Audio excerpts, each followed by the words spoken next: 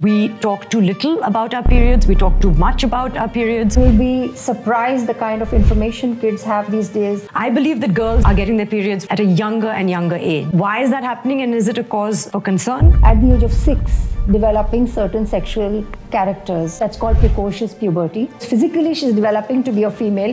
Mentally, she's at age 6 or 8. So when I was 10 or 11, I started to look more mature. मैं उसको लेके थोड़ी conscious थी. The problem is matchbox schools in... It is a matchbox school. There are hardly any playgrounds. Every time I have my period, she says, "Ma'am, baal mat dho." Is there some truth to this? Obviously, like nobody can say this to us कि आपके वो दिन चल रहे हैं. नहीं बोल सकते. Offensive है. If we have not performed on a certain day, they're pinning it on our menstruation. Right. I mean, these girls are Gen Z, right? So many women have fought before us. And I've just learned that men also have a hormonal cycle. One day. What? 24-hour hormonal cycle where they reset at night. It's perfect. What is the PMS? What is PMS? So...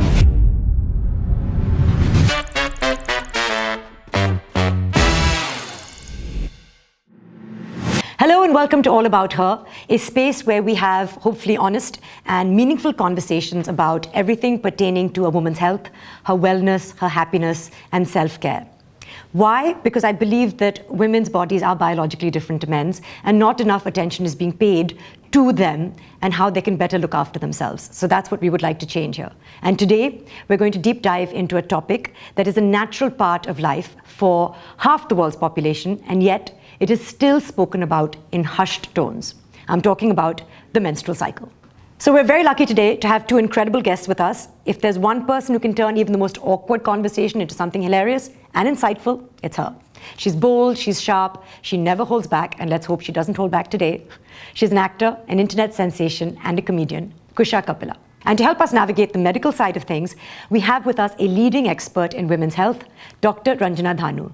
As a highly respected gynecologist, she has spent years helping women, including me, understand their bodies better, debunk myths, and address real concerns about menstrual health.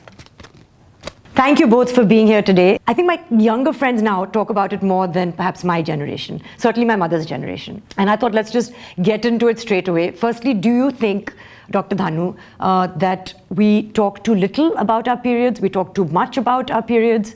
Honestly, Soha, now being a gynecologist and visiting most of the corporate hospitals, I get invited to most of the schools, and luckily in their enrollment program, their educational programs, right from year 6 to 8, then 8 to 10th and 10 to 12th is how they segregate the sex education in schools. And you'll be surprised the kind of information kids have these days. So they're very well informed. Really? Yes. So, sorry, what standard do you introduce sex education? Between the 6th and 8th standard. Okay. So they're introduced to the menstrual cycle and menstrual hygiene, and then between the 8th and 10th standard, they're spoken to about contraception and other measures, and also between the 10th and 11th and 12th, then they're spoken to about the STDs and contraception as well. So I remember where I was when I had my first period. I was on a plane, and I was also one of the oldest kids in my class to get their period.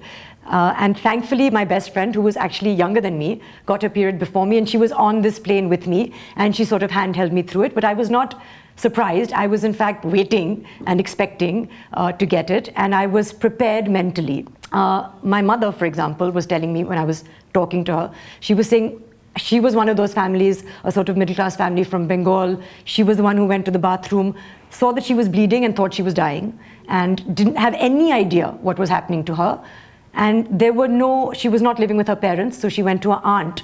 And at that point, her aunt explained to her, "Ke aisa hota hai, it's very normal, don't worry," and gave her some sanitary equipment to deal with it. But she had already gone through the fear and the panic, ke, what is happening? So I thought I'll just ask you, Kusha, off the bat, do you remember where you were when you got your first period? Yes. I've spoken about this story so many times. But talk to me about it. I feel like everyone's going to be like, कितनी बार बता चुकी हूँ? मैं उस पे sketch भी बना चुकी हूँ actually. Okay. So what had happened was, it was a month before my 11th birthday. तो मैं 10 ही साल की थी तब. और मुझे शायद दिन भी याद है. It was 30th of August. Wow. So it must be it must be 2001 or 2002 if I'm remembering correctly. And I had woken up और मैं उठी सुबह और मैंने देखा कि I'm down. No, I did not know I was down. I just saw blood. Right. And I called my mother. And तब मुझे मेरी मम्मी तैयार करती थी स्कूल के लिए because मैं भी 6th grade में ही थी. So she was quite involved with me. Yeah. तो मैंने उन्हें बुलाया, वो बाथरूम में आई, उन्होंने देखा और वो तकरीबन 15 मिनट तक चुप रही. उन्होंने कुछ नहीं बोला. 15 minute? She was quiet. Because वो ना immediately she started cleaning it. I think she was on mom duty, तो वो बस धोने लग गई. और उस वक्त आप क्या सोच रही थी? I was just sitting.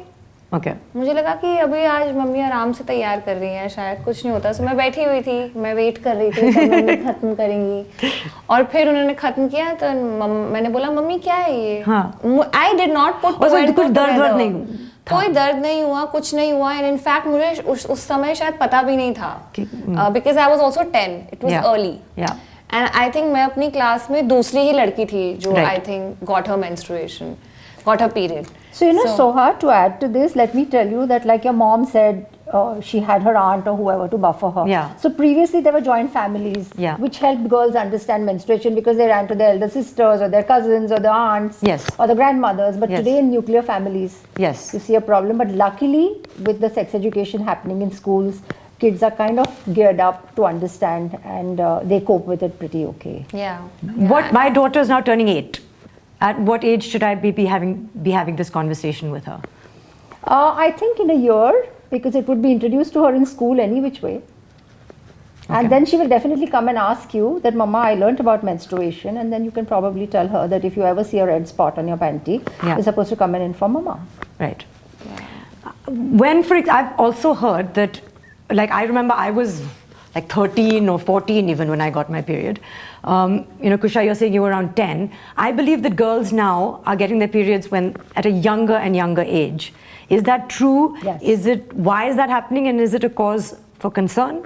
So in the last couple of decades, we've seen a regression in the menstrual age, or the menarche, as we say, because of better socioeconomic standards and also childhood obesity. The more the peripheral fat, the earlier the period. So it's a nutritional reason? Yes. So we're seeing periods between 10 and 11 and a half, which previously used to be between 12 and 14. Right. But there is something that I need to highlight here, that at times when if a mother sees a girl at the age of 6 developing certain sexual characters, which could be axillary hair or pubic hair or small breast buds, that's called precocious puberty. It's an abnormal form of menstruation which should be immediately then watched for and signed off with a pediatrician and a pediatric endocrinologist to try and delay that development. Otherwise, this child could have psychological issues because physically she's developing to be a female. Mentally, she's at age 6 or 8. I understand. She could also fall prey to predators in school. So in such occasions, then the pediatric endocrinologist delays her period. Otherwise, her growth can suffer. She may initially appear very tall, but then she may remain stunted in her future life. So that's called precocious puberty. And you see cases like this? Oh, very rarely, yes. 1 in 5 to 10,000 cases. Okay. So we say precocious if it comes before age 8 in girls and before age 9 in boys. And so if you're saying there's a nutritional reason for this, is there something that one can do in the early years of, raising a child that would delay this? I think we all know junk food, sugar, ice cream. So I think all pediatricians have been putting kids off sugar, but mothers have to understand that more junk food, anything out of a packet in kids, and their nutritional and so many hidden foods. You don't even know what has sugar and what doesn't have sugar. And the problem is the sedentary lifestyle and matchbox schools. In the kind of schools we went to. What is a matchbox school? There are hardly any playgrounds. Oh, I see. Okay. You understand? Right. So there are some schools with big playgrounds where kids can go and physically exercise and burn it all out. But when you have matchbox schools, I mean just buildings wherein there are schools and there are classes from one room to another, they lack physical exercise, and that's when childhood obesity starts to set in, even if the parents are being cautious about their nutritional intake. And sometimes, of course, you have the space, but the AQI is not up to box, and so then they keep them indoors. So sedentary lifestyle, poor nutrition, these are contributing factors. So before we get deeper into the menstrual cycle, one thing that I want to ask, because Bharti is also here, who's my hairdresser, and she tells me every time I have my period, she says, "Ma'am, baal mat dho." Is there some truth to this? And can I please tell her that I can wash my hair when I have my period? Of course you can. So why does Bharti think that you can't? Again, going back to the yesteryears, women used to be overworked. So they used to say, okay, a way of giving her rest is by saying seclude her from the domestic work, but then women were never put on a pedestal. So then, oh ye achut hai, isko 4 din bahar bithao, which was, I think, ridiculous. But now in a few families we yet do see it, and it can be very intimidating to working women, because they come home and then they're told by elders in the house not to enter the kitchen or not to touch the water, where they're doing everything possible outside the house. So it becomes a little problematic for them to cope with these kind of issues. Before we get to this, I want to tell you, we spoke about initiation of periods at an early age, but there can be a segment of girls who do not get their period till age 16. So if a girl does not get her period till age 16, it's called primary amenorrhea. Okay. Wherein she's not getting her period, so you need to start investigating. Right. Age 16 is the limit when she has to menstruate.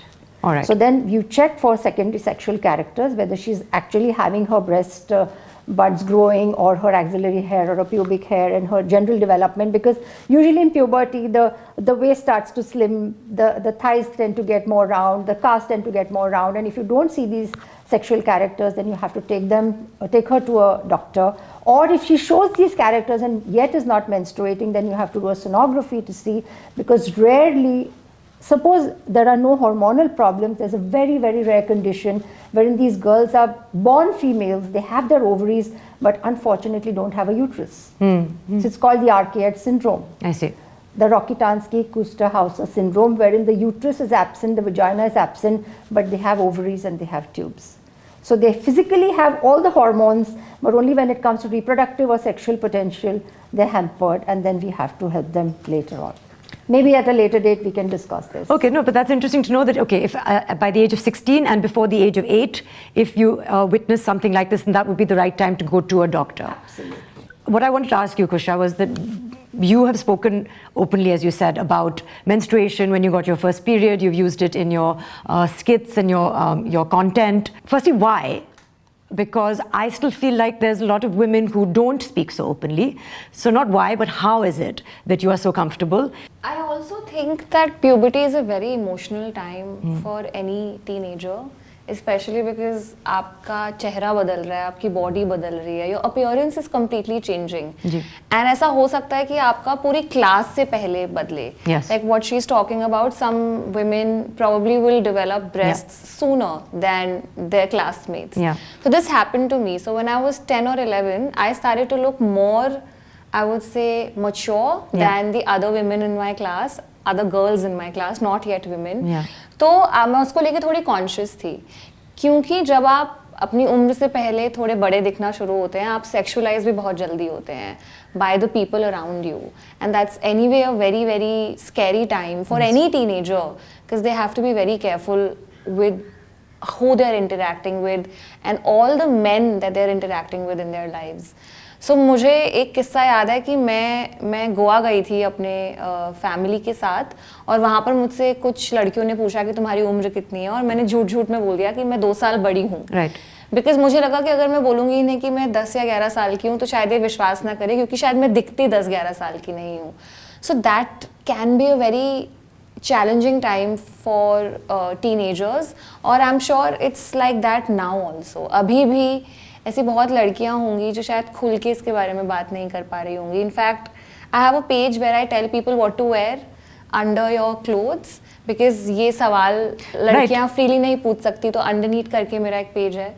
तो उस पर मुझे इतनी सारी teenage लड़कियों के messages आते हैं कि हम अपनी स्कूल की शर्ट्स के नीचे ऐसा क्या पहने, because they don't know who to ask. That's true, yeah. उस समय आप अपनी माँ से भी फ्रीली बात नहीं कर सकते हैं, अपनी घर की शायद औरतों से आप इतनी फ्रीली बात नहीं कर सकते. आपके घर का एनवायरनमेंट कैसा है, आप कितना ओपनली हर टॉपिक के बारे में बात कर सकते हैं. सो उसको लेके आई थिंक टीनेजर गर्ल्स के बहुत सवाल होते हैं. पर मुझे ऐसा लगता है कि अब मैं जब साइकिल देखती हूँ, औरतों को दिन ही कितने मिलते हैं अपने लिए, right? You have the menstruation, और अगर आप मेरे जैसे हैं जिनके 7 या 7 दिन के अगर आपकी मेंस्ट्रुएटिंग साइकिल है, तो उसके बाद ओव्यूलेशन आया, फॉलिक्यूलर आया, फिर आपका वो क्या लुटियल फेज आया. तो गिन के 4 ही दिन मिलते हैं हमें अपने लिए, जहाँ पर हम शायद सेन होते हैं. Right. और obviously like nobody can say this to us ना कि आपके वो दिन चल रहे हैं, नहीं बोल सकते, offensive है, and men shouldn't do that, especially in the workplace they shouldn't do that. पर हमारे not in the way that they're doing it, not in the way, not in the way that they're pinning. Maybe if we have not performed on a certain day, they're pinning it on our menstruation. Right. But we are struggling with our hormones a lot. Right. And especially अगर आपको PCOD है जहाँ पर आपके period का कोई ठिकाना नहीं है. मैं अभी हमारी एक क्रिएटर फ्रेंड है, उनकी रील देख रही थी, उनके लास्ट पीरियड दिसंबर में आया. So I can imagine what a roller coaster the inside of her body is. I'm saying PCOD, perimenopause, which is my current obsession. Yes, and अभी मुझे कुछ पता चला है PMDD के बारे में. मुझे अभी पता चला क्योंकि अभी ये एपिसोड शूट कर रहे हैं, तो I've just understood PCOD, PMDD, PMS. PMDD is like PMS to the power 10. I want to add something to what Kusha is saying. And you know, what I see is parental concern about girls, teenagers dressing up. And then they come and tell me, doctor, when she comes to you for the vaccine, can you just explain to her what sensible dressing is? We don't mind her wearing shorts and a singlet when she's with us in Goa or on a holiday. But when she's going for her tuitions, we're scared because there could be somebody at the door, somebody in the lift, somebody near the auto, or somebody on the street. So how do you handle the parents, or how do you handle that conversation? So then I sit down with the girls and I tell them that, beta, you have to be careful about sensible dressing because you could fall prey again. And we're seeing a lot of such cases where girls can, you know, they get carried away because they look at YouTube, they have so much exposure to social media, they want to identify because they're looking pretty. But isn't it strange to ask the doctor to have that conversation with your child? I have so many girls who are going to uni and they do get their daughters to me from age 12 to 18. So I really have that sort of liberty to go sit down one-on-one with these girls and speak to them. And it really makes sense to make them understand, because once the parents say they are rebels, so then once it comes from the doctor and you make them understand how they should be dressing up as well, then they kind of take it seriously, because this is genuinely a parental concern about how sensibly girls should be dressing up in their teens, where they're not really strong enough to protect themselves. Yes. But that education also to the fact that, you know, women should wear whatever they choose to wear, and it's the men who need to... Yes. A larger conversation That's needs to happen, yes. because I mean, these girls are Gen Z, right? Yes. And they're like, so many women have fought before us. And it's sad कि despite everything, despite this conversation happening every 6 months, आज भी लड़कियां वो नहीं पहन सकती जो वो पहनना चाहे. And I also understand where a parent is coming from. Absolutely. And I also understand कि एक parent शायद एक doctor को ये क्यों बोल रहे होंगे, because वो ये सोच रहे होंगे कि कोई credible इंसान से आएगा तो शायद वो हमारी बात सुनेंगी. But I think parents also know कि यहाँ पर उनकी बेटियों की गलती नहीं है. गलती एक सोसाइटी में, लेकिन फिर भी हम अपने बच्चों को प्रोटेक्ट करना चाहते हैं, तो it is what it is. है ही नहीं. Obviously, every parent wants to be concerned about their child's safety. Of course, that's not, you don't want your child necessarily to fight that battle, and at what cost. Plus, I think the sad thing is you could be at any age. I could be at this age, and I am privileged enough, and I feel like I can protect myself, but I can still go to an unsafe city. Wear whatever, and still fall prey. Absolutely. So मुझे ऐसा लगता है कि किसी भी as पे किसी भी तरह की प्रोटेक्शन, किसी भी तरह के कपड़े मैटर ही नहीं करेगी अगर फंडामेंटली हमारी सोसाइटी अभी सेफ एनवायरनमेंट बनाने के लिए सशक्त ही नहीं है. So वो थोड़ा वो so sad है थोड़ा. I want to go back to your content briefly and say कि जब आप especially live audience के साथ उनके सामने perform करती हैं, तो do you sometimes sense a shift in the audience, maybe among male members, maybe among certain female members, when you talk about menstruation, when you talk about periods? I know in my life that there are still men and women who feel like, why are we having this conversation? Even when I was saying, Acha, I want to do an episode on periods, already there's so much talk, too much now. Where's the line? You know, now there are these girls who are saying, oh, I've got these cramps, I'm on the first day of my period. And it's like, I don't talk about it like that. I don't talk about jab mera pet kharab ho jata hai. And I was like, I don't know if it's the same thing. So when you have a live audience, do you sense like ripples in the audience? When I speak about it किसी conversation में हमें तो cheers ही मिलती हैं. हमें तो यही मिलता है कि हाँ इसके बारे में और बात करो. Because कितने लोग इसके बारे में खुल के बात कर पा रहे हैं. You see a woman who is in a position of power, using that medium, जैसे आप हैं, you're in a position of power to talk about this, get a doctor on board, get me on board. So this will really help a lot of women because उन्हें लगेगा कि ये बात को normalize किया जा रहा है. वैसे ही इस बारे में हम कितनी ही बात करते हैं, वैसे ही कितनी औरतें हैं जो आकर क्रिएट कर पा रही हैं, बात रख पा रही है, उसमें से भी कितनी है जो इसके बारे में बात करेंगी. सो ये तो इतना फंडामेंटल एक्सपीरियंस है हमारी जिंदगी का. मेरे साल के 80 दिन सिर्फ इसी में जाते हैं. करेक्ट. जहाँ पर मैं डाउन हूँ, मैं कैसे बात नहीं कर सकती इसके बारे में. अगर मेरे हर महीने के 7 दिन इस पे डिपेंडेंट है कि 7 दिन से पहले वो 1 हफ्ता मेरा PMS होने वाला है, सब कुछ उबड़ खाबड़ होने वाला है. मैं तो ये बताऊंगी कि मैंने तो अपने मेरे महीने के कोई तो 24 या 25वें को हर महीने 24th and 25th मेरा दिमाग ठनक जाता है. I am not able to pin it to what it is. तो मैंने थेरेपी में और सब में बात करके रियलाइज किया है कि उस समय is when everything just goes for a toss. You track your period? You have an app? I have to track it now because I start behaving like not myself. Right. You know? So tell us, what does that mean? Like what happens to you? It just means like I get this wave of sadness for 2 days and I get this like sinking feeling जहाँ पर मुझे लगता है कि बहुत existential हो जाती हूँ मैं और मैं बहुत डिस्ट्रेस्ड स्टेट ऑफ माइंड में आ जाती हूँ. और ये कुछ तकरीबन 6-7 महीने से हो रहा है. As I am also like fully entering the prime of my 30s. Right. तो मुझे समझ ही नहीं आ रहा था ये कहाँ से हो रहा है. तो जब मैंने थेरेपी में डिस्कस किया तो हमने किसी तरह से ट्रैक किया कि ये इंसिडेंट्स कब हो रहे हैं.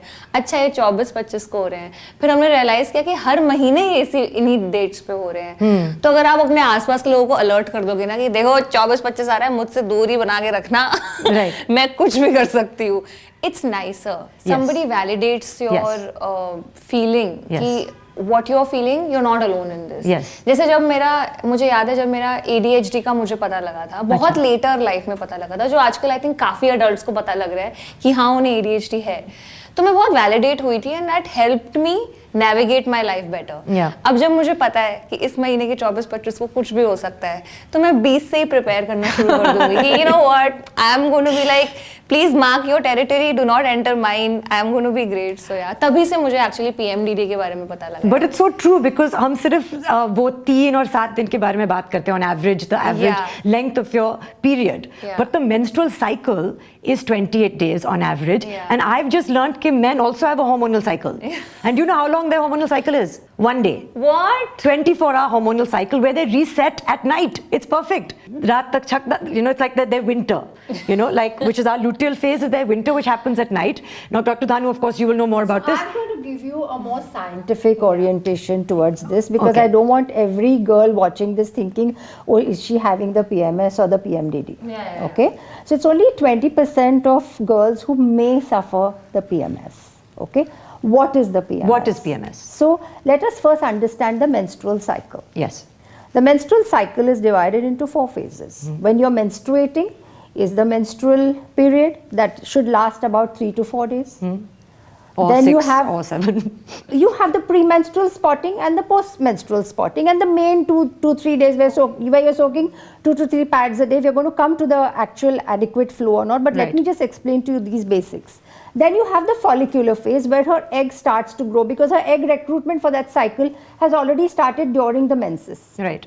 Okay, and that is precisely why we start the oral contraceptive pill during the menses and not on the 5th or 6th day, which is a myth and it's an error.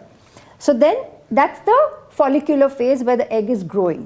Then come day 14, the egg releases. So that is the ovulatory phase. So this first phase between menstruation and the follicular phase where the egg is releasing is the happy phase because that's the estrogen, the female hormone, which is making her glow and making her feel happy. Come ovulation and there is a decline in the estrogen, and when it's the progesterogenic phase, that's when the serotonin starts to go low, and then certain segment of the society or the girls, that's the 20% may have the PMS or the PMDD. Now what is PMS and what is PMDD? But one thing, 20% may have the PMS, but 100% have the sugar cravings. 100% have the sugar cravings. Not really. Let me be frank. So what is the PMS? So prior to menses, post ovulation, you may start to feel slightly oily skin. You may have a few eruptions. You may feel bloated. You may have mastalgia, which is breast pain. I get a lump under my armpit, like just before my period, because and then the it goes away. The breast actually is anchored in the armpit, Right. so you may have that little pain in the armpit. And you may have bloating or constipation, so that's the PMS. And then a more severe form of it is the PMDD, which is associated with a lot of psychological issues. Okay. Now that can get out of hand because there's a feeling of loneliness, depression, which can get out of hand, which can be even homicidal or suicidal, lowered self-esteem, lack of appetite or sweet binging, both extremes, where they can binge, they can eat a whole chocolate cake. They're craving for sweet all the time, they think food all the time, they're bloated, absolutely picking up fights, acting crabby at home and in office, and then once the period comes, they calm down. Yes. So if you see a cyclical rhythm in this behavior, which is actually causing a problem domestically and at work, then these are the girls who actually need some form of treatment. Now the treatment also depends on the severity, and it can be alternate therapy or definitely some drugs that can be given. Right. So in the second half, if you feel that there is a lot of serotonin deficiency, of course we give serotonin or mood elevators. And if we feel because of these hormonal fluctuations this is happening, we have a very safe pill or the pills which give a constant level of hormones through the cycle. So there is no upheaval anywhere and these girls are nice and calm. Yes. Why we seeing it in a more severe form now is because we are seeing a lot of PCOD. Okay, so they're connected. Yes. So PCOD is seen almost in one out of 2 or 3 girls today. PCOD was always there. PCOD was always there. Yes, it always prevailed. I remember my grandmother having 1 or 2 hair here, Right. or on the chin. So how do we know when or we have upper lip. PCOD? So that was the hirsutism or masculinization of their perimenopausal state. So that was old PCOD, which was always overlooked. Now that girls are conscious, now that they're more cosmetically aware, we get to see that PCOD is being encountered or being discussed so often. But PCOD was always there and is always there to stay. Is it true that PCOD comes with people who are overweight? Yes. But also some people who are not, like people who are thinner, also have PCOD? Yes. So we have the lean PCOS and we have the I see. obese PCOS. But what is the basic problem in PCOD is there is a problem with egg release. We know that girls have male receptors and boys have female receptors. Let's not assume we know. You can tell me. So now we know. the eggs that trap the male hormone, they tend to go and harbor on your male receptors, and that's precisely why you start to have acne associated with PCOD, hirsutism, which is growing hair on the chin, or maybe the sideburns or the upper lip, small hair around the breast and areola, hair around the belly button, acne, bacne. This is all androgenic distribution of the male hormone that starts to show its pattern in PCOD. Right. And as a thumb rule, mind you, as a thumb rule, I'm telling both of you that prolactin and thyroid can go hand in hand with PCOD. Okay. Either or. Explain what that means. Yes. So prolactin is the milk hormone. And that should ideally not be raised when a girl is not lactating, but in PCOD you see excess of prolactin, and that's when a girl could crave for sweet, mood swings, irritability, suspicious nature, and that binging, that Like sweet you craving, can develop a suspicious nature. Yes, you can develop a suspicious nature. Yes. And that sweet binging causes water retention and weight gain. Plus, you know, hypothyroidism can also give lassitude, lethargy, अभी नहीं बाद में, अभी नहीं मैं दो cup coffee पीती हूँ, अभी कुछ खाना है, अभी सोना है. So that lethargy and inertia also makes you gain weight. So prolactin and thyroid, if not corrected, they make you put on more weight, and that's when that worsens the PCO. So you have to actually go according to certain criteria, and the latest that has been added on in the criteria today is to see the AMH. It's called the anti-Mullerian hormone, and that if it is more than 10 or if it's at a very high level, that's one of the most recent criteria for diagnosis of PCOD. I see. Kusha, can I just jump in and ask you, does everyone know that you have PCOD? Yeah. Everyone knows, no? Yeah. And Everybody you've does spoken know about I it. have And PCOD, yeah. so when did you know that you had PCOD? I think when I think this the as she's mentioning the hair, right? When I the first hair had sprung, so I got it checked, and that's when I got to know at 18 or 19 that I had PCOD. But did you? Which is some some growth you see around your Hirsutism. yeah, that. So that's what I actually saw.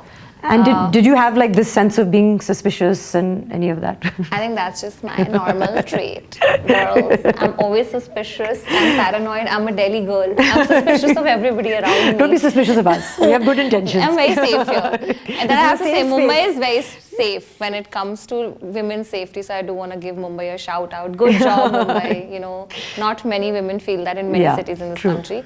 But yeah, and the fact that just weight gain, right? Yeah. I could never understand that despite, like, it's not like I had the healthiest diet, but just weight gain was just something that was consistent throughout my life.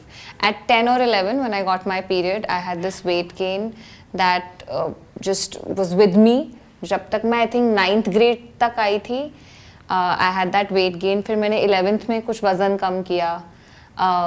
फिर मैंने 23 साल की उम्र में कुछ वज़न कम किया. अब मैंने अब जाकर वज़न कम किया है. तो मैंने अपनी ज़िंदगी में 3 बार वज़न कम किया है. तो ये वजन कम करना was the doctor said कि the PCOD is because of the weight and therefore you should. Yeah, because आपका पूरा body का system हिल जाता है, especially.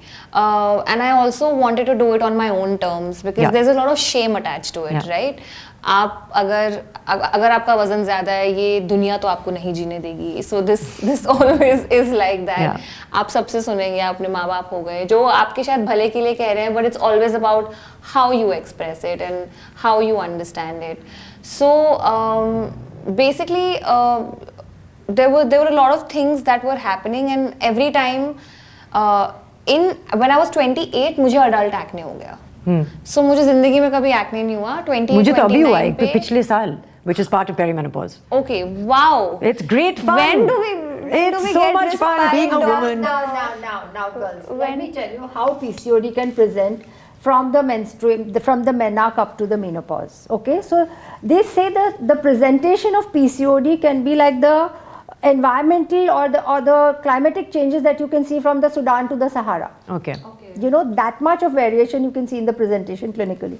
So I could have a young 13-year-old brought to me by the mother saying, doctor, she got her initial period at age 11, then she didn't get her period for 6 months, and now suddenly she's been bleeding for the last 3 months, and she's anemic and she's tired and she's fatigued, and I'm seeing that her hemoglobin has dropped to 9. So irregular bleeding, irregular patterns of bleeding. Puberty menorrhagia. Okay. So all you need to do is reassure the mother that the brain axis is settling down. It will take some time, and we're going to correct her anemia, and we're going to give her certain tablets not containing estrogens. We do not like to give combination pills to young girls till their bone age is established up to age 18. So we never give a combination oral contraceptive pill. We only give progesterones from day 21 to 25 so that they bleed and then they're good with their period, and we see that they're corrected with their D3, calcium, B12 and their hemoglobin.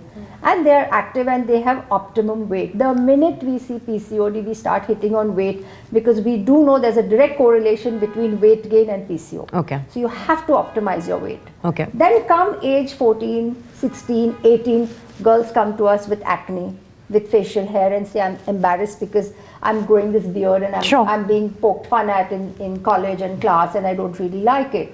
So then again we treat them with certain pills which are extremely beneficial now, and we have the 4th generation pill which has a certain substance called, or progesterone called as drospirenone. Now drospirenone actually goes and binds to those androgen receptors. It fights with the androgens from the ovaries to go and harbor there. So the minute you put these girls on the 4th generation pill, they start to glow. Right. It also has a diuretic effect, so it makes them lose weight. Right. So you see, optimizing of your medical treatment with this, plus we also put young girls who are fighting obesity and can't really manage their diet with whatever changes, we put them on anti-diabetic drugs. Okay. So in year 2000, that was a breakthrough where they said, like an aspirin can work on joint pains, on headaches, on cardiac issues. Similarly, glycomet or an anti-diabetic drug is the drug of choice, which is the non-surgical treatment for PCO.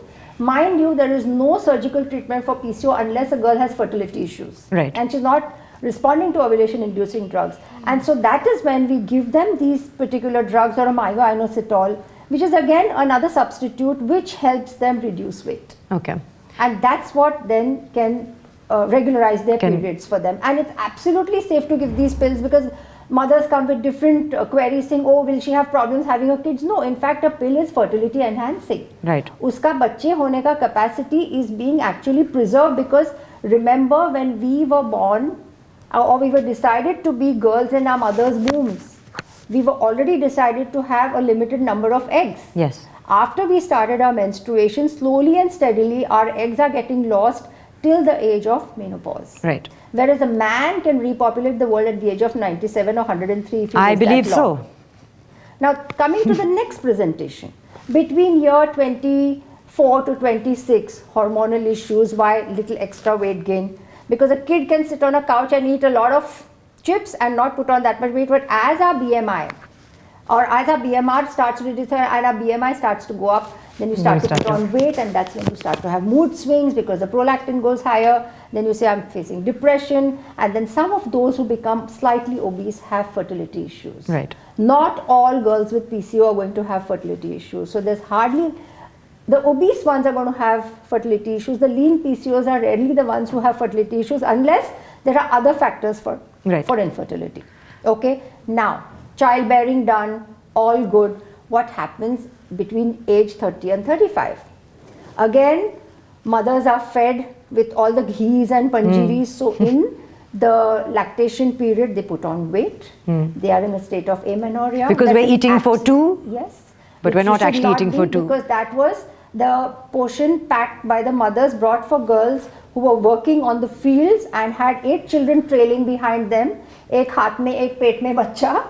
And that is when they used to come with nutrition packed laddus for them. But now with everything on the house, when you give them this, they land up with diabetes, they land up with hypertension, they land up with hypothyroidism, and then slowly and steadily they start to develop polyps in the uterine lining, which starts to give them heavy bleeding. Right. If that is not taken care of, and here they put on more weight, then you have the perimenopausal syndrome, which is called the metabolic syndrome, wherein these girls with hypertension, obesity, diabetes and thyroid can have a higher chance of having uterine lining problems with heavy bleeding, and if that continues, then they can land up with early cancer of the uterus. Okay then. But I think we need a whole other episode on nutrition and PCOD and menstruation. So why am I giving you this entire picture? Is because PCOD is there to stay. Right. When I hear somebody saying, can I go to alternate therapies, and he said that he would take away my PCO, please do not believe this. Understand PCOD is there to stay, and you have to live with PCO. But the way to live with PCO is to keep your... And manage it. Keep your weight in check. This girl is doing the best thing that she can. She said, I managed it beautifully. But I want to ask her that, because there'll be so many people who will want to know and who may not know, how did you accomplish that? Like, did you require any medication, or were you able to do it with lifestyle changes? सबसे बड़ी समस्या मेरी यही थी कि मेरी camera facing job है और my face was full of acne. At 28 29 मेरा पूरा चेहरा एक्ने से भर गया था और मुझे कुछ समझ ही नहीं आ रहा था, और मैं टॉपिकल क्रीम्स लगाई जा रही थी और it was not helping me in any manner.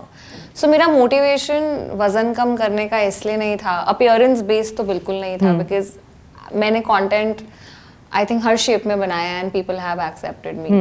But जब वो एक्ने इतना पेनफुल हो गया and it was bleeding, I could not sleep on any side of my face, and your face is your real estate, specially अगर आप इस business में हैं, राइट? सो अगर वो ही उसी पर आई थिंक इतने इश्यूज आ जाएंगे, तब I actually did my research.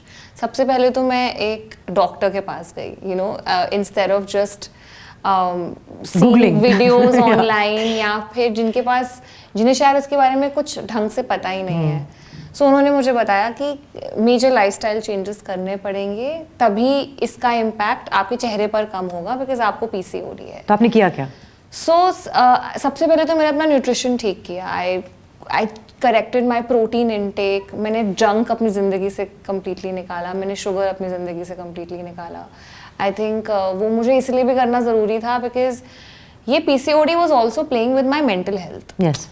तो जब सभी कुछ एक लाइन से खराब हो रहा था, my ducks were not in a row, so I had to ensure कि मैं सब चीज़ को एक एक करके ठीक करूं. बट सबसे ज़्यादा जो मुझे सबने सलाह दी थी, जिनसे भी मैं मिली थी डॉक्टर्स से, उन्होंने यही कहा था कि आपको एक्सरसाइज करनी पड़ेगी. जितना अच्छा एक्सरसाइज रिस्पॉन्ड करती है to this, nothing responds to this. So फिर मैंने एक्सरसाइज को ऐसे अपनी ज़िंदगी से बांधा कि ये मैं अपनी मेंटल हेल्थ के लिए कर रही हूँ, ये मैं अपने वजन के लिए कर ही नहीं रही हूँ. क्योंकि सबको एक मोटिवेशन चाहिए होता है ना, और मेरे लिए वजन कम करना मोटिवेशन नहीं था. मेरे लिए हमेशा मोटिवेशन था कि शायद मेरी मेंटल हेल्थ सुधर जाएगी और शायद मैं अपना एक्ने का इशू ठीक कर पाऊंगी. और वही हुआ. मैं मेडिसिन पे थी, ऑल्दो मुझे डॉक्टर्स ने आइसोट्रेटिनोइन पे, yes, I know isotretinoin well. I've also been on. तो मैं कभी उस पे नहीं गई क्योंकि उससे अपेरेंटली कुछ केसेस में आपकी मेंटल हेल्थ खराब हो सकती है. Is that true? More than that, your liver profile needs to be checked. That I know. And it's very surprising that people don't check the liver status. No, they make you do a blood test first and check your. मैंने drugs पे वैसे भी अपनी research भी करती हूँ क्योंकि मुझे लगता है कि जो भी हो सकता है, I am not against people taking medicine, people should take medicine, specially as ma'am is saying कि कुछ रिसर्च हुई है और कुछ ड्रग्स आपके लिए एक्चुअली बहुत अच्छे हैं. So with iso I was not very sure. Even I agree. You have to be very judicious in prescribing isotretinoin. Of course you must be, but I'm sure that like. एक और बात क्या होती है, that girls come to me with the mothers and the mother says, doctor, I'm spending more than 30,000 on her laser every month and there's no difference at all. So then I tell them that for acne, you're saying for the scars hair, of the acne, for the hair, and I'm doing peels for them. So what are you doing? You are not addressing the issue, cupping the male hormone from the ovaries. So unless you do that, all this is not going to help because those hormones are throwing up on your system. Yes. So you have to then, in such girls, put them on the combination pill, and then I tell them wait 3 months. Take this pill and after that you go for your lasers and you will see that you're spending less money on the laser. Your hair growth gets finer, your acne start to disappear, you actually start to have glowing skin.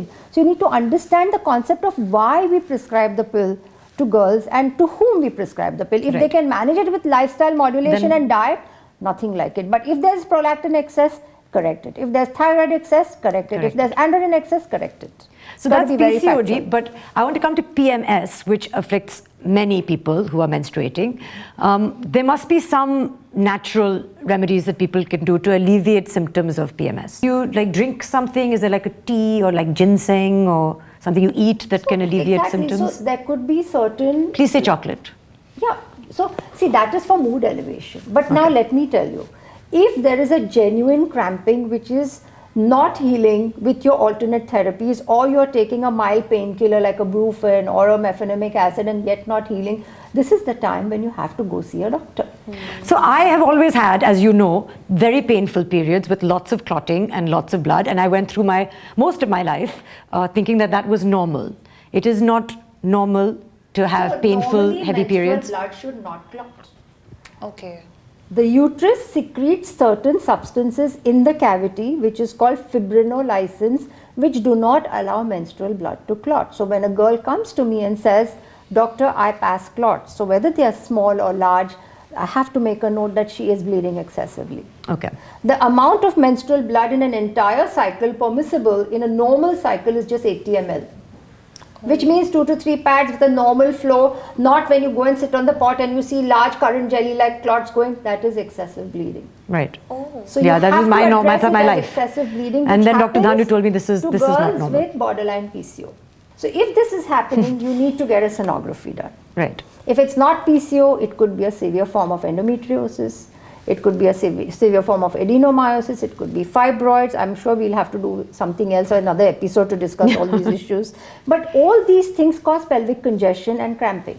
Okay. So when we say painful periods, dysmenorrhea is of 2 types.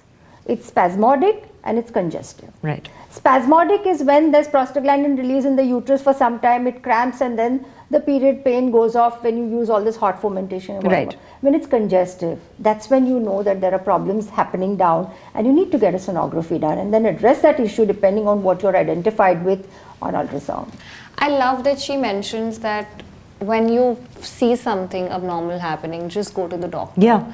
There is this skepticism that I have seen, surprisingly even in my friends, to go to a doctor. Why?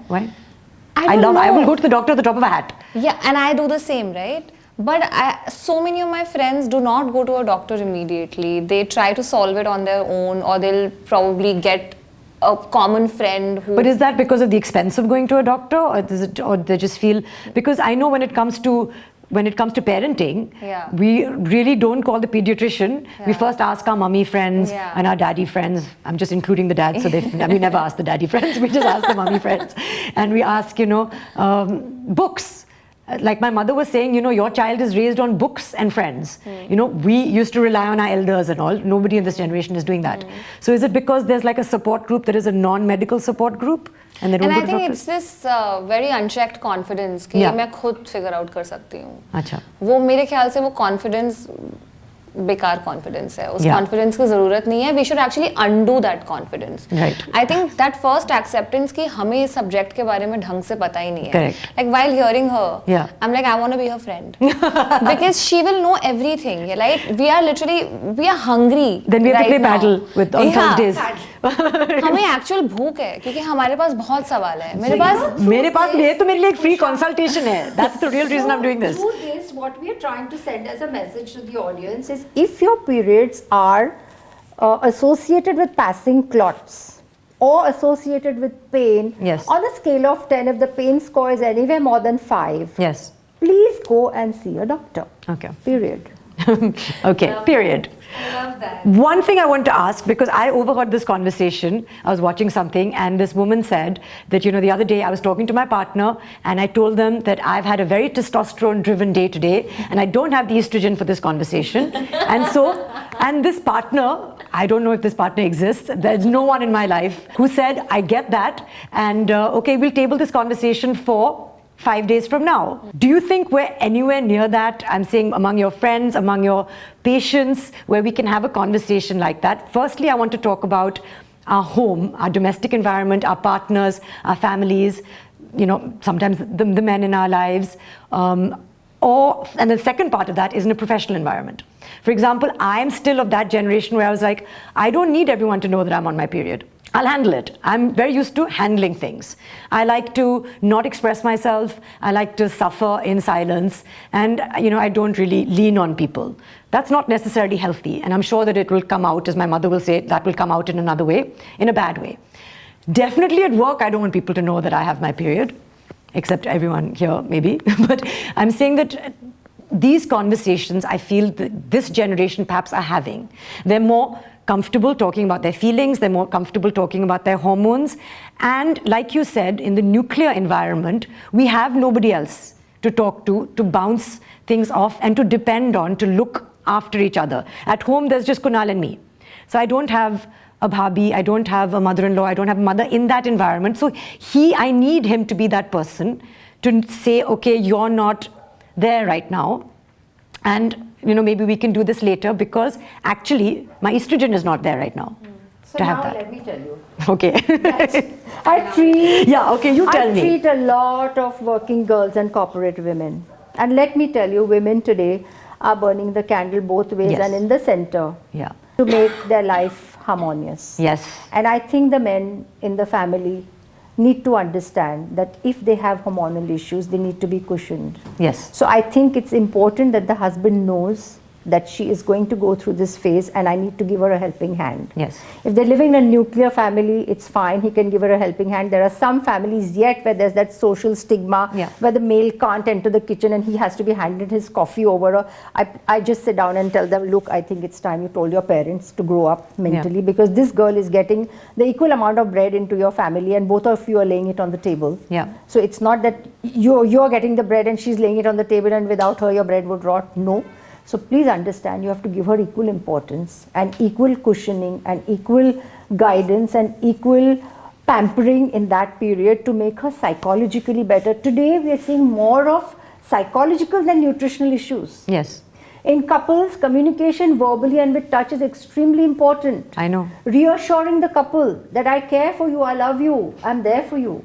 Say it verbally. Hug each other at least twice or thrice in the day. If you're on a long distance, I have couples, the husband is working in Geneva, the daughter is, the wife is in Mumbai, but being appointed in a large multinational where she's going to be traveling to the US or Africa or wherever. I tell them, take the kid with you. You're earning so much money. See to it that you carry the nanny with you and please both of you, at least on Zoom or whatever, on your phones or your gadgets reassure each other that you're there for each other, which is extremely important to communicate, to maintain that harmony. Yes. And then, of course, if she has problems, he has to understand that this is not the time to have any sort of a sexual desire. This is the time to kind of cushion her. This is the time to ask her, can I make you a cup of tea? Right. for the way in which girls multitask, she's never going to say, make that cup of tea, but that feeling that my partner cares for me gives her that endorphin surge, which of course makes her feel better that yes, my partner does care. Right. Imagine a girl who's working and dejected and partner not caring and just not bothered about whatever she's doing. Slowly and steadily her positive hormones are going to go down. So, we have a balance of endorphins and enkephalins in the body. Enkephalins is the feel bad factor, endorphins is the feel good factor. So understand that women go through a lot and they do need to be treated with kids' gloves and they do need compassion. What would you want? Would you want your... So cool. You are iconic. I think when you said that the men need to understand that they are going through something and they need to cushion it, I think that was so important. I think a lot of women just suffer in silence. Yes. And a lot of them don't maybe get to talk about it with a lot of women in the house. As she's saying that women used to marry the families, still I think a lot of women do marry the families, and if they will not have a confidant in the new family, उनको पता ही नहीं रहेगा कि वो किससे इस बारे में बात करे. तो ऐसे में सिर्फ आई थिंक आपके एक हस्बैंड है जो आपको समझ सकते हैं, आपके पार्टनर हैं, और उन्हें ये पता होना चाहिए कि you are going through a physical pain. Yes. The acknowledgement of a physical pain will be so reassuring to her, and Yes. I love that she said that they have to cushion it. Yes. We very recently saw this film Mrs. Yeah. And while there was itna appreciation from women, I saw that the men, there was another movement against the film that I do not want to even acknowledge. Yeah. Because the fact that a film like that exists and talks about the realities of so many women, Yes. it's so lovely. Ma'am is saying that, they also, there's a change in their diet also. Yeah. It's such an essential. You need to nip it in the bud. Yes. You need to nip it in the bud. If you see some abnormal behavior, you have to nip it in the bud and say this will not work. Yeah. It's when the endurance starts that it goes a step further and a step further and a step further, where issues are pushed under the rug, and then it erupts like a volcano when it's too late. Yes. And then there's no time for repair. Yes. And then that's when the family suffers. So I feel a message to women is to address it immediately with the partner and say this will not work. If we want a healthier future, this has to be nipped in the bud. Yeah. Absolutely. And women are very enduring, and that's the mistake women make in Indian society today. Yeah. Because they want to maintain harmony, they don't want disharmony, they want everything to roll well, they don't want any. But this loud will noises enable in the a more house. harmonious relationship, as you said. Yes, but they feel, okay, come on. That doesn't mean you put yourself on the back burner. That doesn't mean that it happens at your expense. Space for self-realization on And the part of the self-value. man, thinking he may realize, and that never happens because the man waits to be told. So there are times when you need to tell the man that this will not do. So I think, for example, like I have an app that tracks my cycle, and I would want my partner to share those details. So I would want them to know. And, for example, in that luteal phase where your progesterone, and I believe the sugar spikes in your system so that you can create progesterone, and therefore you have these very real carb cravings. So it'd be nice to get a care package in your luteal phase, for example. You would nice to table conversations when, and apparently during your ovulation phase is when you can be most creative and most enterprising, and you actually feel a surge of something in your body that is tangible. So that is the home front, which is something that we can look forward to and ask for, and we must ask for. What about in the professional world? Because I know that there are places like Japan, there are places like Korea now, where there's period leave, it's part of their legal infrastructure now. Now, I don't know whether we're there yet or not. I really don't know the legalities of it, but I know that there will be some murmur about period leave and whether we're entitled to it. Maybe on day one, maybe some people are saying for 1 day, for 3 days. Should it be something that it requires a medical certificate, like being unwell? Or should it be something you're entitled to? Should it be, like, what are your thoughts on that? So let me tell you, legally, there is no labor law that says that women are entitled to menstrual leave. There are generous companies like Larsen and Toubro which have kind of granted leave to working women, but Believe me, when I go for corporate talks, there are some offices which have 80% female population. And if you see 40 girls missing, how are you going to then look at the progress of that office? So here, girls have to be very honest. And if they genuinely have issues, they can take medical leave. But just because you're menstruating, you take leave, I don't think that's justified at all. That would definitely affect our national growth for sure, knowing the way we are populated and knowing the way women are getting employed in different sectors today. So I think if it's a genuine issue with medical issues, yes, you grant it as a medical leave, but just because you're menstruating, physiological leave, I don't think is So the onus permissible. is really on you to be ethical about it. And in 1961, they definitely legalized the fact that women who are mothers, new mothers, need 180 days of leave. That we agree to, which is absolutely fine because the baby is physiologically dependent on the your mother. maternity leave, your paternity But leave, those I are... don't think for menses, it's not justified. Have you ever had an incident at work where you felt that you're, not just compromised, but you felt that maybe you've had a period emergency or you've had like a situation where you couldn't function? And I also feel, Soha, it's not so much about a period leave, but कितनी honest conversation आपके office में allowed है इसके बारे में, आप कितना freely अपने बॉस को कह सकते हैं, उन्होंने कैसा एनवायरनमेंट बनाया है आपके लिए कि आप कह सकते हैं कि क्या मैं आज के लिए एक्सक्यूज हो सकती हूँ इस वजह के लिए, इस वजह के लिए क्या आप उनसे फ्रीली बात कर सकते हैं. मैं बहुत लकी हूँ, मेरे बहुत ऐसे बॉसेस रहे हैं जिन्हें मैं बता सकती थी क्योंकि I have mostly worked under female bosses. So जब वो फीमेल समटाइम्स आल्सो हाँ मैं ये बिल्कुल नहीं कहूँगी, दे आर नॉट रिसेप्टिव. मैं एक बार एक पैनल पे बैठी थी पीरियड लीव्स के, जब पीरियड लीव्स की बात शुरू हुई थी ट्विटर पे, मुझे याद है, और पैनल बिल्कुल डिवाइडेड था. And I saw that women from a certain generation were like, क्यों चाहिए वैसे ही औरतों के अगेंस्ट इतनी बातें कही जाती हैं कॉर्पोरेट वर्ल्ड में for to not employ them. और हम जो थोड़े मिलेनियल थे उन्होंने कहा था कि नहीं, आई थिंक दे ही देनी चाहिए अगर लग रहा है औरतों को. बट आई थिंक जिसकी ज़रूरत है वो एक ऑनेस्ट कॉन्वर्सेशन. क्या आप एक ऐसा एनवायरनमेंट इनेबल कर रहे हैं अपने कॉर्पोरेट ऑफिस में जहाँ पर औरतें शायद खुल के बात कर पाएँ. औरतों को भी शायद हर महीने नहीं चाहिए पीरियड लीव, पर जिन्हें है पीएमएस का कंडीशन या जिन्हें है पीएमडीडी का कंडीशन, क्या वो खुल के अपने बॉस को बता सकती हैं कि पीएमडीडी है, शायद इस महीने के ये 2 दिन मैं घर से काम करना चाहूँगी या काम ही नहीं करना चाहूँगी. तो एक ऐसा एनवायरनमेंट बनाना ज़रूरी है कि जब आप हायर हो रहे हैं उसी समय आप शायद एचआर को या अपने बॉस को खुल के इसके बारे में बता सके. क्योंकि the moment it's PMDD and all, if I'm not wrong doctor, it's a medical condition. और आप मेडिकल कंडीशन के बारे में अगर नहीं बता पा रहे हैं तो फिर तो वो ऑफिस का एनवायरनमेंट प्रोग्रेसिव नहीं हुआ. PMDD is something that needs to be addressed. No, PMDD depending of course, on the severity we know. But even I was on a similar panel and then it came down to, you know what, okay, if you're going to grant leave to women, then what happens to school kids? Should they have a day off from school? Not a day. Are they going to miss 3 days every month in school? Right. You understand? So let's be very logical and factual that menstrual issues or dysmenorrhea can happen to 15 to 20% of the girl population. So you actually, if you are experiencing that kind of discomfort, you need to go to a doctor. If it is debilitating in some form, you take a medical leave.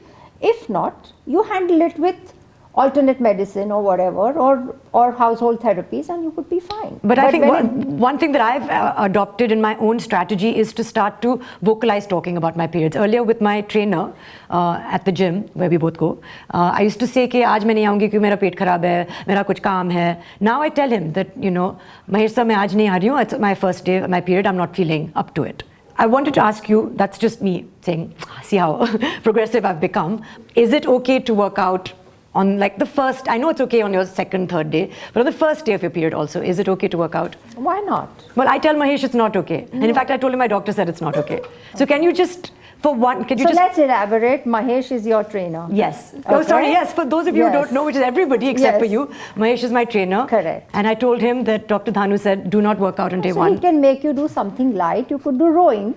Yes. Or you could use the cycle. Yes. This Yeah. Why not exercise? Unless you feel it's so bad, the pain is debilitating, then you take the day off from the gym. So the rule is the same. Okay. If your pain is more than 5 on a scale of 10, your pain score, then you stay away from the gym. Otherwise, it's physiology. Understand that you're detoxifying your body, you're getting all your toxins off, your bloating goes, you feel a lot better. Oh, I feel a lot better afterwards, but it's the motivation of going to the gym. I don't know if you resist going to the gym as much as I do. अभी मैं अपनी महावारी के तीसरे दिन पे हूँ. I thought we should use the word महावारी I was just at gonna least say, once. Yeah, I'm assuming Mahavari means your period. Okay, great. तो मैं तीसरे दिन पर हूँ. मेरा ये लॉजिक है विद पीरियड इज क्योंकि मैंने अपने मेंटल हेल्थ को वर्कआउट से बांधा हुआ है. I feel like shit on the first day of menstruation. So I don't know anyone who says yeah. हाँ, मेरे लिए वो बहुत ही एक दुखद दिन होता है. तो मैं तो यही कोशिश करती हूँ कि अगर मुझे अच्छा फील करना है मुझे जिम जाना ही पड़ेगा. तो अभी परसों मैं जिम गई थी तो मेरे ट्रेनर ने कहा कि हम आर्म्स करेंगे आज. तो मैं तो अपने ट्रेनर को जाते ही बता देती हूँ कि I am down, stay away from. या नाउ सो डू आई. हाँ, एंड मेरे पास भी मत आना, मुझसे कुछ मत कराना. तो उन्होंने चुपचाप मुझसे आर्म्स करवाई. चुपचाप. हाँ, एंड मैंने खुशी खुशी आर्म्स करी और मैं घर चली गई. Because understand that exercise again is an endorphin surge. Yes, I know that now. So yes. And it helps you sleep better at night. Yeah, so that's a And if you sleep well, factor. then you can conquer the world. बिल्कुल. Absolutely. And 30s में जब आप खुशी ढूंढ रहे हैं anyway अपनी जिंदगी में और आपको पता है कि scientifically proven exercise से मिल रहे हैं आपको तो वो फिर आप क्यों नहीं endorphins. जाएंगे? But anyway, my last point before we wrap this up is about sanitary wear. Is that the right word? Yes. Sanitary wear? Okay. So different. I don't know. I suddenly thought I thought of a bathroom sink when I said For sanitary some wear. reason, yeah. Yeah. No, Different- what's the right word? Firstly. we can just say different modalities used during menses. Oh God, Whether that's a it tongue could It's a be- twister. research paper now. Whether Okay, it yeah. could be a pad, Yes, whether pad, it could be a tampon, it menstrual could be cup. a menstrual cup, And period panties. and period panties. So now let me tell you, depending on the flow, depending on the lifestyle pattern, there are girls who are athletes. I have so many girls who are representing their school or their state for national level sports and swimming. So Yes. these are the girls who require the baby tampons because they're in their teens, or they can even use What is a baby tampon? the smaller tampon. The Tampax also, if you see, come in smaller sizes as well. Sorry, I don't know why I'm putting my hand up. But one question is that, is there any scientific reason that girls who are not sexually active should not use tampons?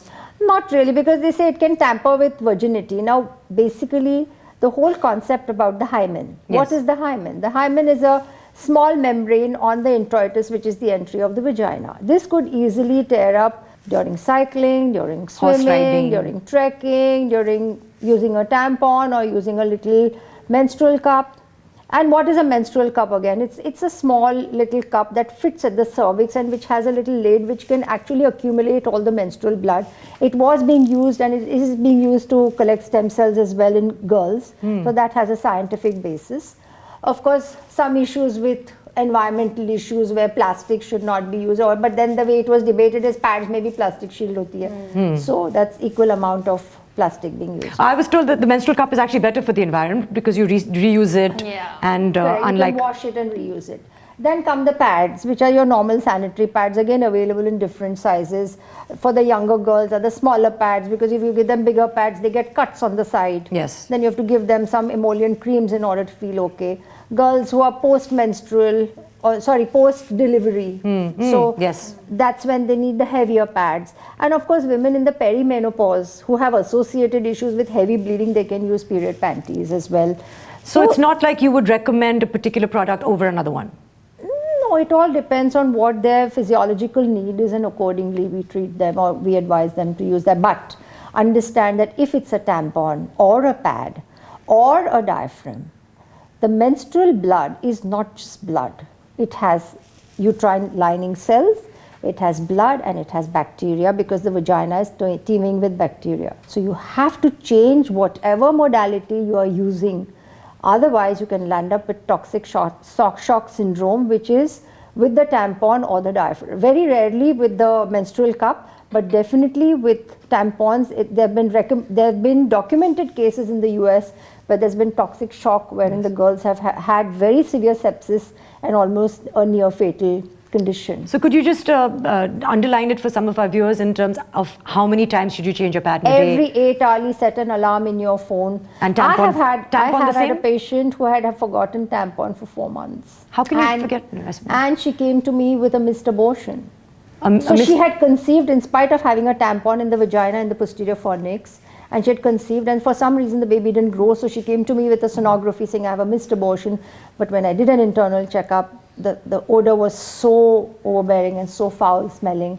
We had to do her counts, the counts were high. So short of the long, what I mean to say is any tampon or any menstrual cup that goes up the vagina has to come out in 8 hours, even if it's a pad, because you may have that malodor with all the bacteria growing. You can't say, oh, I've not stained my last night's pad, so I can wear the same pad and go to school tomorrow. No, you have to change that pad and use another pad during your period. So every 8 hours is when you have to change your pad, panty, tampon, or a menstrual cup. Got it. For your hygiene. I just want to ask you, because I've not experimented much. I'm still on the sanitary pad. I didn't really take to the tampon, and I haven't tried the menstrual cup. How about you? I tried a tampon once. I hated it. I will never use it again. Okay.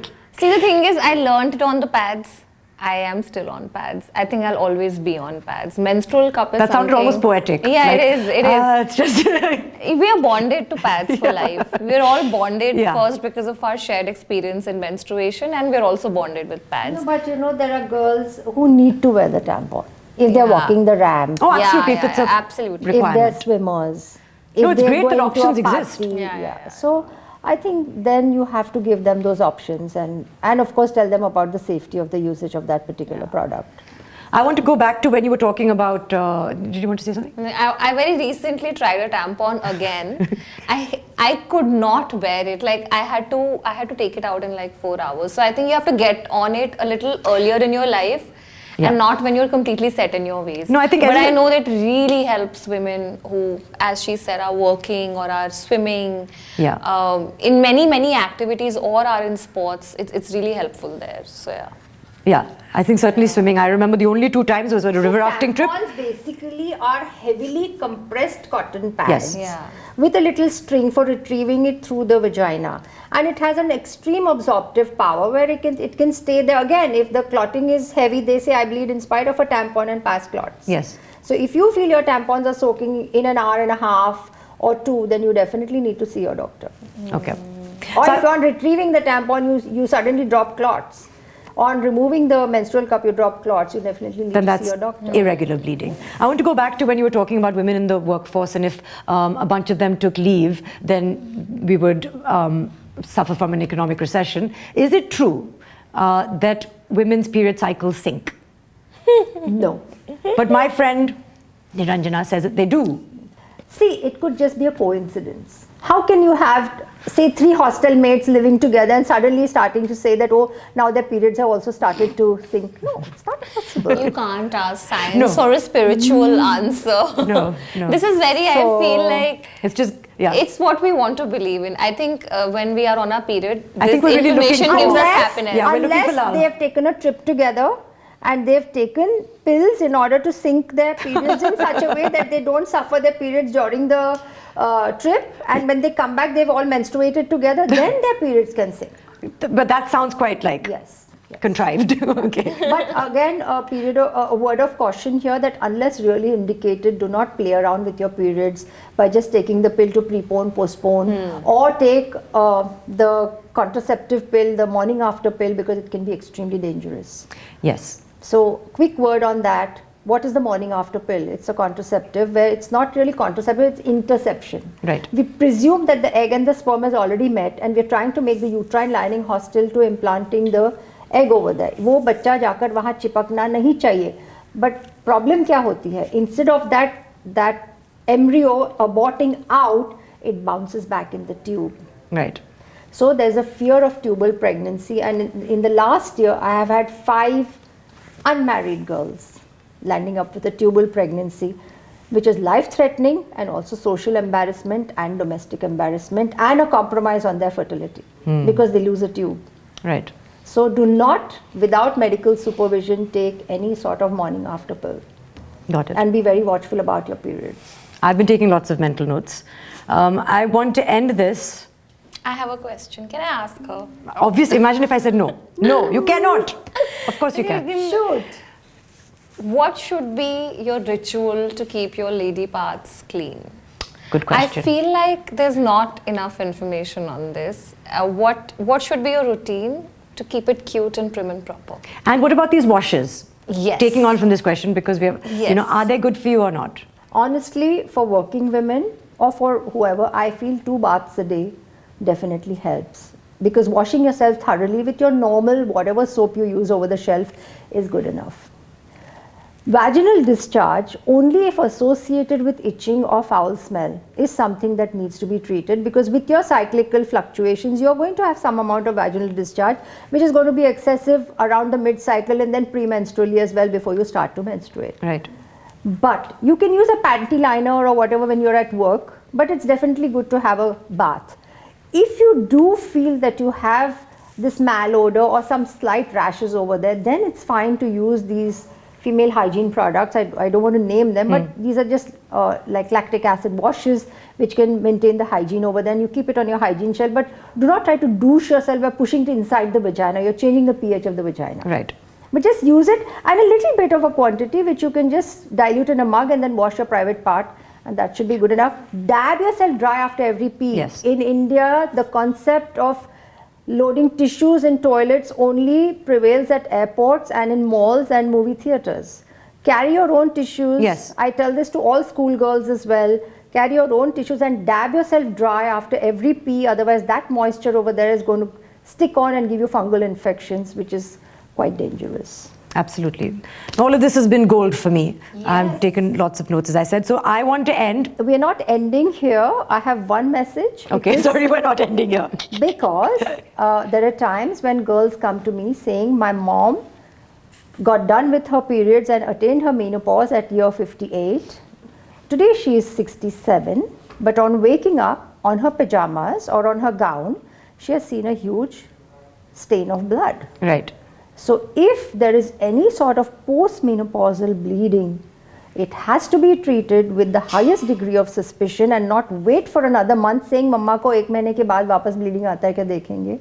Because understand, when there's no Varin supply, and if a woman is bleeding through the uterus, the body is signaling that there is a problem there, and please address it before it turns into a monster.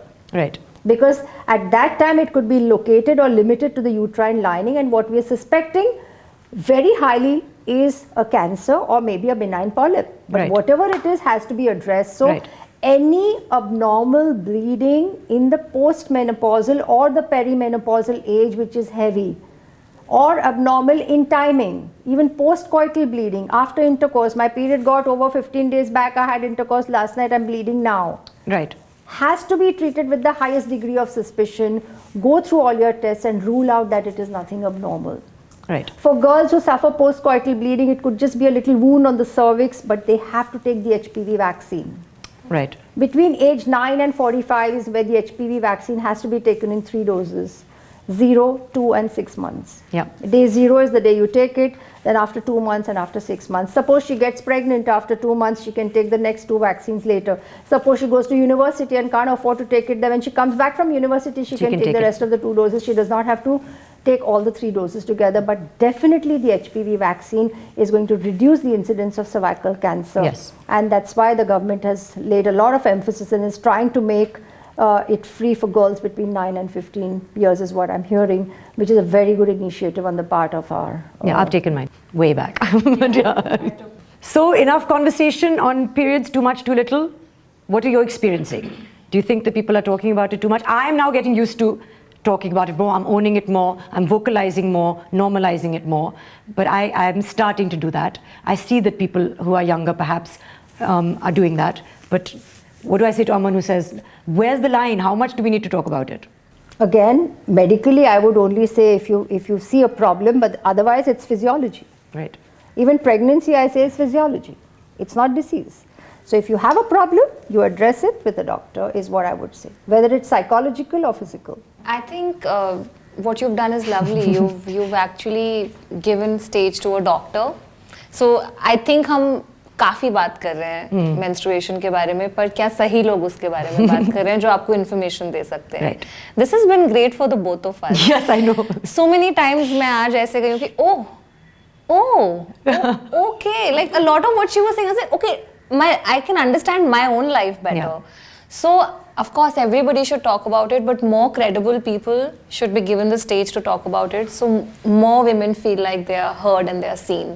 So thank you so much for this, honestly. This has been great. I'm saying thank you so much to you guys for being on this, because it's such an education for me, and the only reason I'm doing all of this is so that I can learn, and I just assume if I'm learning, then hopefully other people are learning as well. And thank you, Soha, for having me here. And it's been such a pleasure to talk with this brat, the brat on internet. But she's been so sensible, and she's been so lovely. She's been very good today, yeah. Yes. You've been very well behaved. Because I've got to learn so much today. I was like, today you shut up, because today you're getting to learn so much. So Yeah. Thank you so much again for being on this.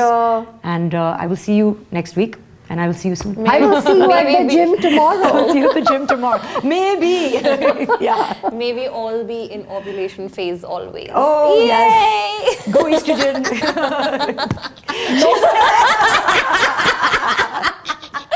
I know that I've learned so much about periods from this episode, and I really hope that you have too. Their impact on our physical, our mental, our emotional well-being, and I think the importance of taking care of ourselves. If you are ever in any doubt, or if you're facing any menstrual health challenges, then please write in the comments below, share your experiences. If there's something that we haven't touched on today, another topic for example, then please raise that with us, and we'd love to explore it in another episode. I think the key takeaway today was that it is okay to seek help and to seek support, and sometimes it is even necessary to seek medical advice. There's definitely no shame in talking about your periods and your menstrual cycle. If you enjoyed today's episode, please do make sure to like, subscribe, and to share it with the women and the men in your life.